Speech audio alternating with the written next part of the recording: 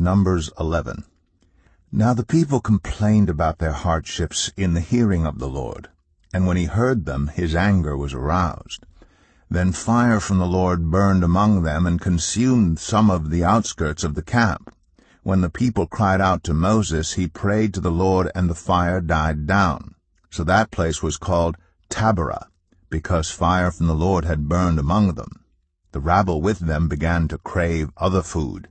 And again the Israelites started wailing and said, "If only we had meat to eat. We remember the fish we ate in Egypt at no cost, also the cucumbers, melons, leeks, onions, and garlic. But now we have lost our appetite. We never see anything but this manna." The manna was like coriander seed and looked like resin. The people went around gathering it, and then ground it in a hand mill or crushed it in a mortar. They cooked it in a pot or made it into loaves, and it tasted like something made with olive oil. When the dew settled on the camp at night, the manna also came down. Moses heard the people of every family wailing at the entrance to their tents. The Lord became exceedingly angry, and Moses was troubled. He asked the Lord, "Why have you brought this trouble on your servant? What have I done to displease you, that you put the burden of all these people on me? Did I conceive all these people? Did I give them birth? Why do you tell me to carry them in my arms, as a nurse carries an infant, to the land you promised on oath to their ancestors?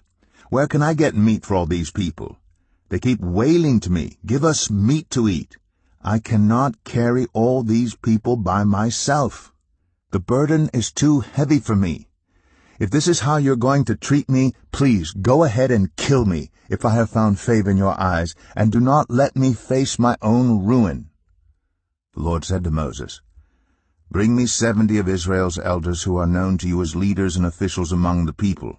Have them come to the tent of meeting, that they may stand there with you. I will come down and speak with you there, and I will take some of the power of the Spirit that is on you and put it on them. They will share the burden of the people with you so that you will not have to carry it alone. Tell the people, 'Consecrate yourselves in preparation for tomorrow, when you will eat meat. The Lord heard you when you wailed. If only we had meat to eat. We were better off in Egypt. Now the Lord will give you meat, and you will eat it. You will not eat it for just 1 day, or 2 days, or 5, 10, or 20 days, but for a whole month, until it comes out of your nostrils, and you loathe it, because you have rejected the Lord who is among you, and have wailed before him, saying, 'Why did we ever leave Egypt?'" But Moses said, "Here I am among 600,000 men on foot, and you say, 'I will give them meat to eat for a whole month.' Would they have enough if flocks and herds were slaughtered for them? Would they have enough if all the fish in the sea were caught for them?" The Lord answered Moses, "Is the Lord's arm too short? Now you will see whether or not what I say will come true for you." So Moses went out and told the people what the Lord had said. He brought together 70 of their elders and had them stand around the tent.